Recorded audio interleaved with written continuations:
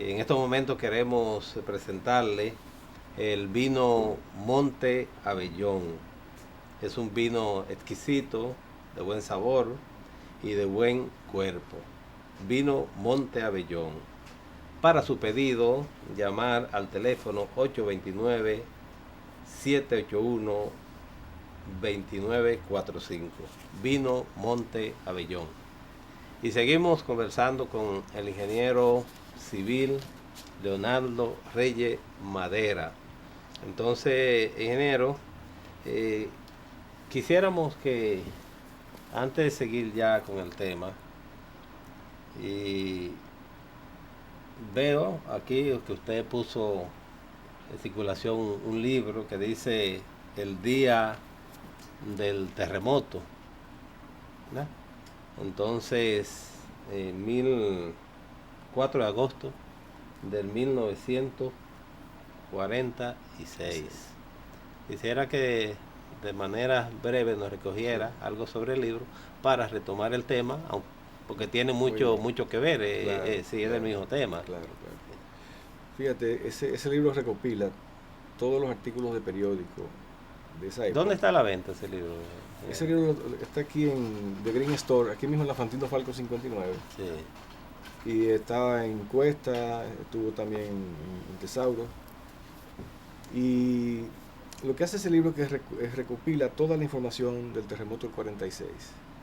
Entonces, quizás el aporte en ese libro es que yo hice las transcripciones de toda esa fotografía. Entonces están ahí los artículos originales fotografiados, legibles, pero también está todo transcrito.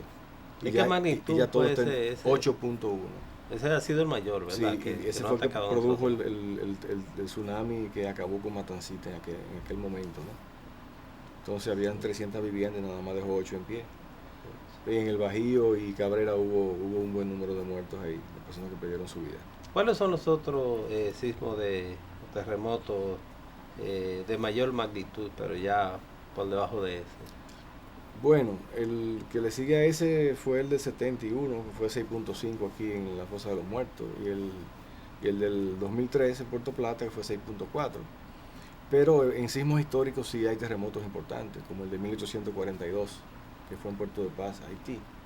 Pero luego que tenemos la capacidad de poder ubicar epicentros y de poder establecer magnitudes, para nosotros en el siglo pasado ese ha sido el más importante.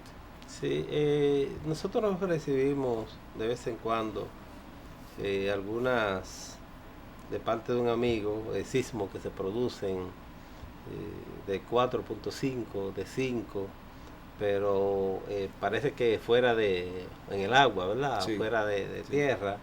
¿Y qué pasaría si un sismo de 5 y tanto se produce ya en suelo? ¿Qué puede pasar?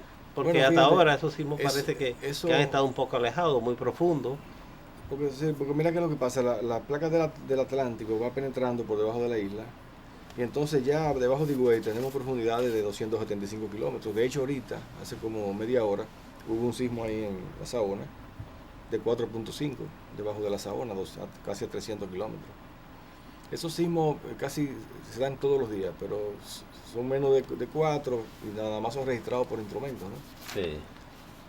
Entonces, ¿qué pasaría? Bueno, antes decíamos y creíamos, 20 años atrás, que había que diferenciar la palabra sismo de la palabra terremoto, porque se entendía que si no era de magnitud 7 o mayor, no iba a causar daño a la vida ni a las estructuras. Sin embargo, esa teoría que en principio se tenía como lineamiento se ha caído, porque un terremoto de magnitud 5.5, si te cae en medio de una ciudad, te hace muchísimo daño. Mucho daño, correcto. Entonces ya hay que... Y según la profundidad, ¿verdad? Sí, ya hay, claro.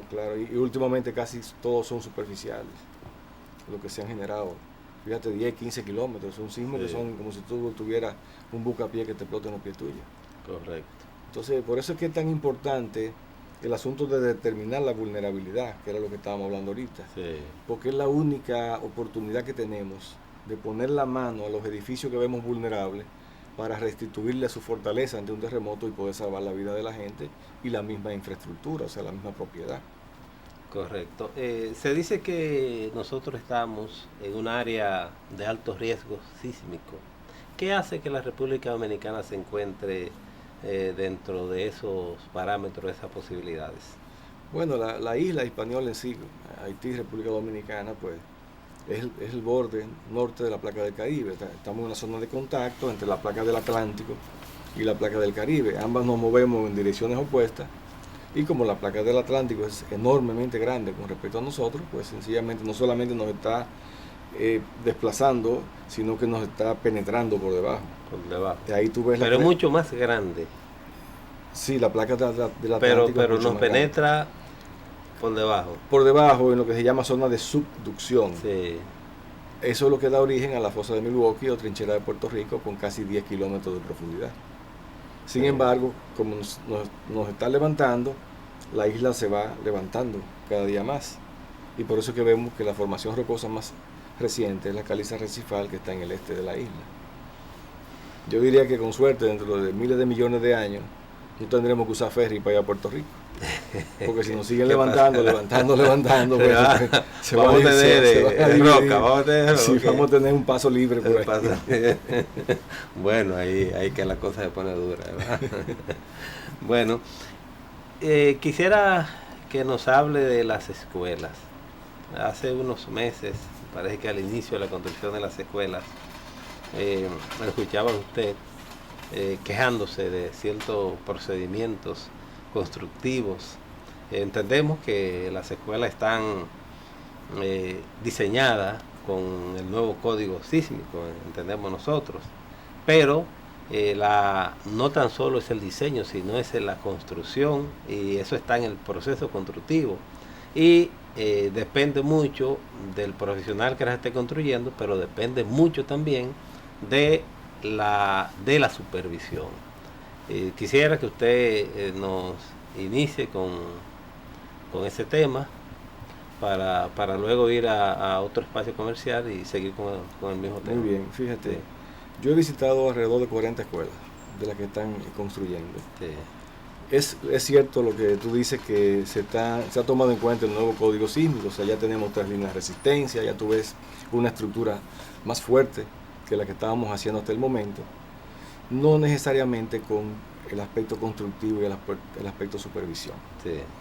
Cuando hicimos ese llamado, es una preocupación de Sodo Sísmica de ver de qué manera nosotros podíamos llamar a la atención para contribuir a que las cosas se tomaran las medidas correctivas en ese sentido. No hacemos nada gastando 200 mil millones de pesos para repetir los mismos errores que nos van a provocar daños en las escuelas, que como si no hubiésemos gastado un centavo, como si no tuviéramos un código nuevo.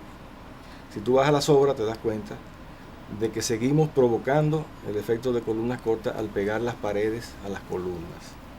Decimos que tenemos un fondo, pero tú puedes visitar la escuela que tú quieras y salvo 1 o 2 escuelas de las que yo he visitado, tienen una ranura que te separa la pared de la columna. Sí, ingeniero, sí. Vamos de nuevo a un espacio comercial y luego seguimos con el mismo tema. Muy bien.